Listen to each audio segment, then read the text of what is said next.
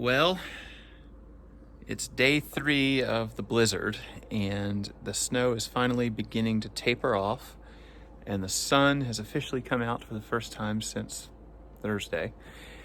Storm total so far is about 70 inches here in Incline Village. Last night we got about 18 on top of the 18 or so we had last night.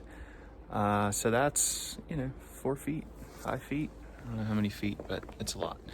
So it's been a crazy time. I'm getting ready to go dig out the car and head to Diamond Peak.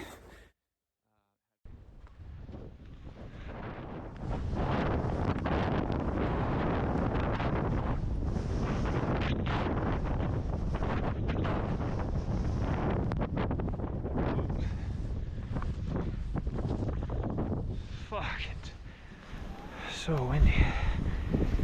Yikes.